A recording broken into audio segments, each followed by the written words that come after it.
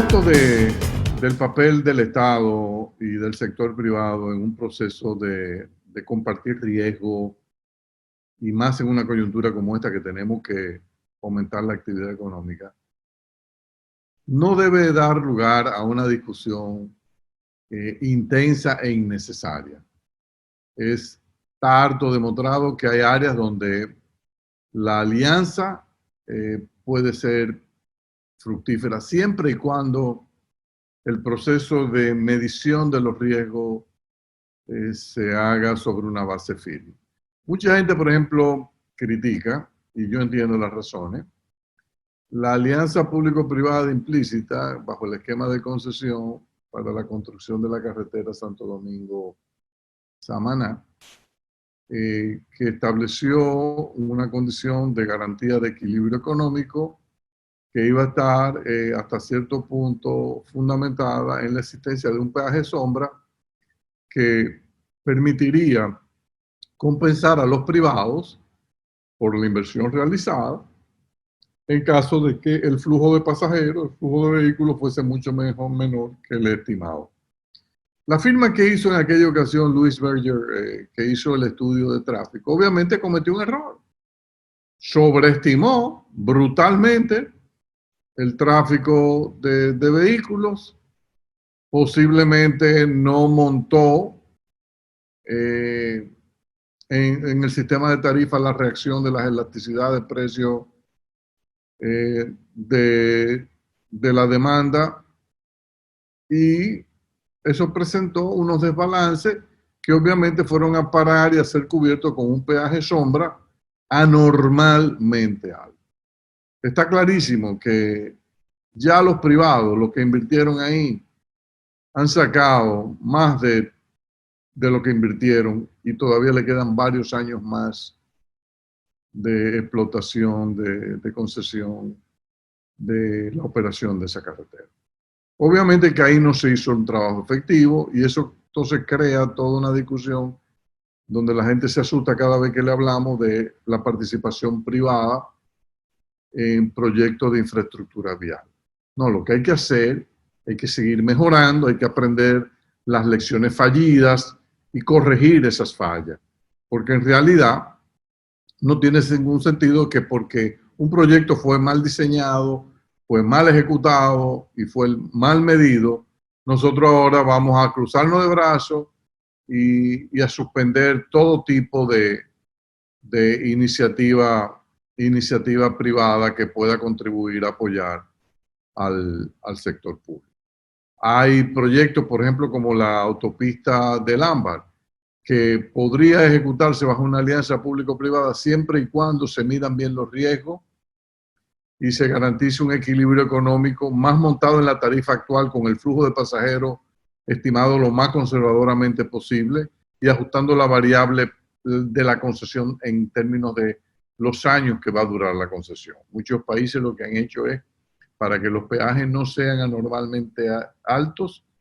extienden de 15 a 30, 35 años los periodos de explotación, lo cual le da al privado un margen mayor de maniobra. Y otros han evaluado mecanismos donde el privado y el público comparten o seleccionan los segmentos de distribución de riesgo donde estos son más sensibles. Por ejemplo, en obras de infraestructura vial, una de las áreas típicas a analizar es las sorpresas que nos trae el desarrollo del proyecto por el ámbito del terreno, en el subsuelo, el movimiento de tierra y en consecuencia los sobrecostos que pueden derivarse de esa ejecución. Y eso muchas veces lo que hacen es que se distribuyen de alguna manera más sensata, con supervisiones muy efectivas,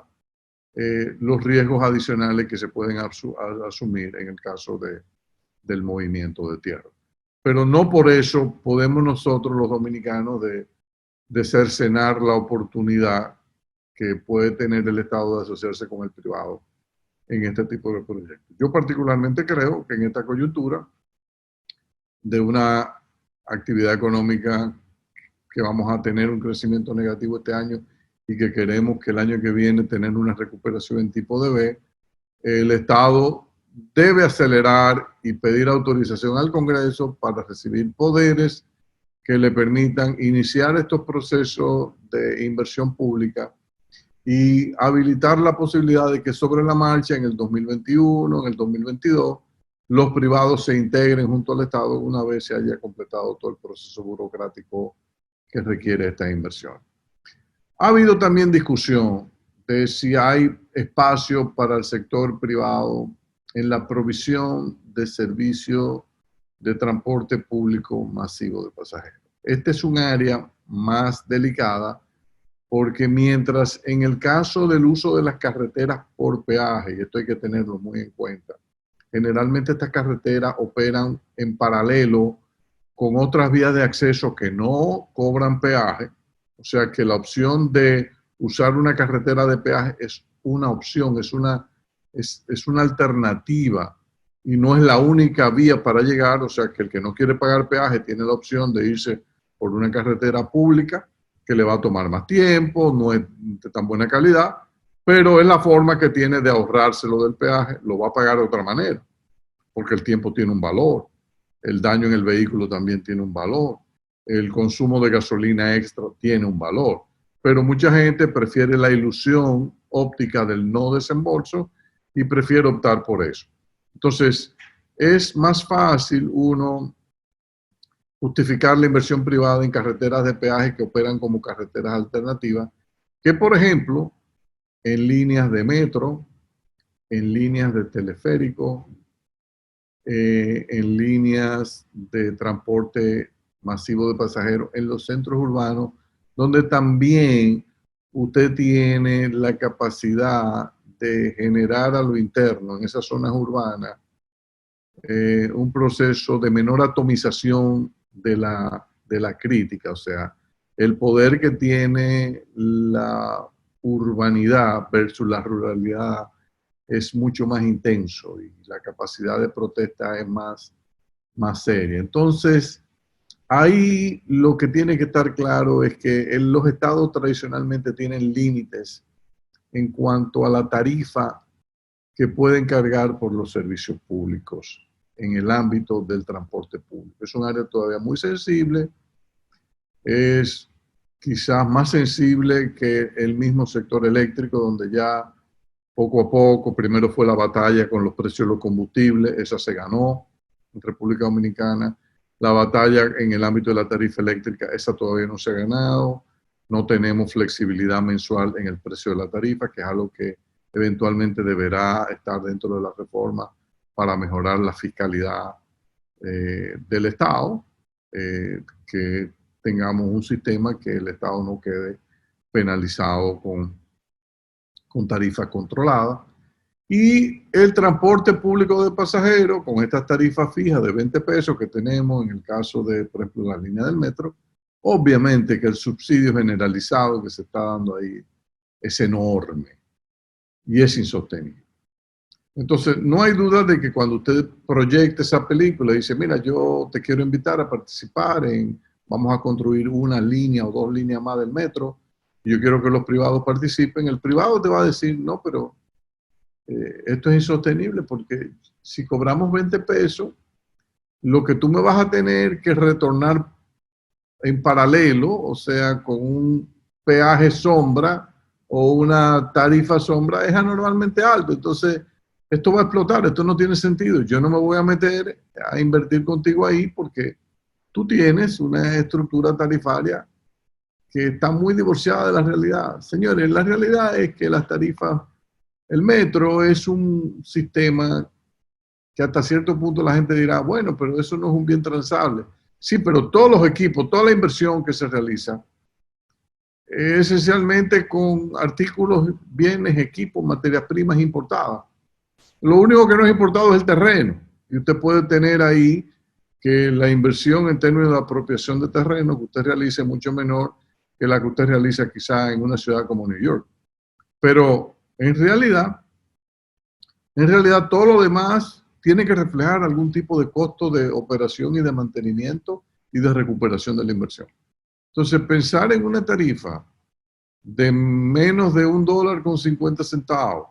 Estamos hablando de 80 pesos, 75 pesos. Menos de ahí el sector privado no se va a meter. Entonces, si el Estado quiere motivar al sector privado ahí, tendrá que estar mentalmente preparado para buscar un mecanismo de que las tarifas reflejen un poquito más, por lo menos los costos de mantenimiento de la operación, y que el retorno a la inversión el Estado la quiera pagar. Pero entonces ahí de nuevo surge, ¿qué sentido hace yo estimular una inversión privada en una actividad donde el privado, cuando se endeude, va a conseguir el financiamiento mucho más caro que yo lo consigo como Estado? Entonces quizá esa es una actividad que a usted lo que le conviene es hacer la inversión totalmente el Estado, y quizás usted lo que contrate la administración privada como una forma de tener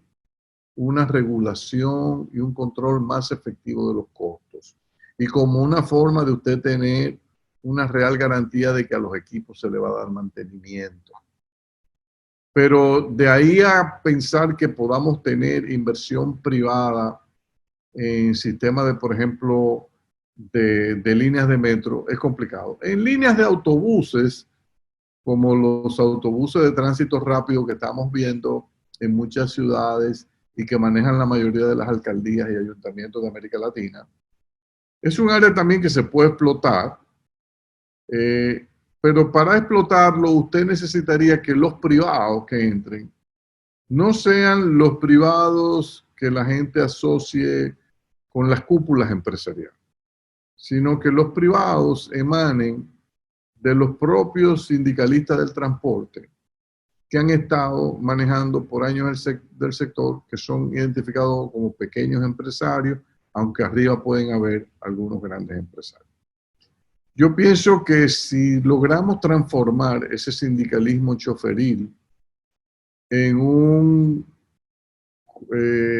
esquema de convertirlo en capitalistas populares, o sea, que sean empresarios del transporte,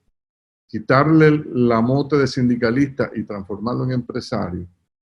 Yo entiendo que ese es un tema políticamente atractivo, porque usted va a tener de aliado a un sector que ha sido realmente, tiene una voz muy fuerte en los medios de opinión pública, y si se alía con el Estado para hacer una inversión que permita, por ejemplo, retirar todos los vehículos chatarra que están transitando por las calles y que puedan entonces recibir un aporte que se transforme en inversiones en autobuses modernos, y que ellos sean accionistas de esa empresa mixta, donde tengamos por un lado al sector empresarial privado que anteriormente era sindicalista y por el otro el Estado, con tarifas razonables, donde el Estado le garantice un retorno razonable a estos sindicalistas. Yo creo que ahí podría haber una opción interesante a analizar. Lo hemos visto en algunos países. El riesgo que hay, vuelvo, insisto, es que si no hay una ligera flexibilidad de la tarifa, rápidamente estas empresas mixtas colapsan, entran en crisis, y al final el Estado le tiene que recomprar a los privados, salirse, sacarlos porque él no puede seguir subsidiándolo, se quedan de nuevo en el Estado, y eso va a generar una crisis política significativa. Este es un tema que yo recomendaría que busquemos la asesoría internacional de, de firmas que han analizado esto con mucha profesionalidad antes de lanzarse. Creo que hay algunas áreas más fáciles. Yo creo que la carretera del Ámbar, el sector turismo, el sector de portuario, como Manzanillo, lo de Pedernales, eso es importante. Yo creo que hay un espacio interesante para las alianzas público-privadas, pero vuelvo y reitero que el momento que vivimos no está para esperar. Y yo particularmente, que me he leído la ley de alianza público-privada y el reglamento, lo que flota rápidamente cuando uno lo ve es que es un proceso lento, es un proceso de muchos estudios, y de aquí a que se conformen esas alianzas, es posible que ya la economía ya haya salido de lo peor y estemos en franca recuperación. Yo pensaría, por tanto, que si queremos ayudar y acelerar la recuperación, a mí me parece que con los recursos que se están levantando del BID, del Banco Mundial, de la colocación de los bonos globales, tienen que separar una parte importante para proyectos de infraestructura física que tengan un gran impacto, incluyendo la construcción de nuevas viviendas. Yo creo que el Estado, una de las cosas que podría incluso contemplar, ahora mismo hay un stock de viviendas que fueron iniciadas y construidas por empresas privadas bajo el gobierno anterior, bajo los esquemas de,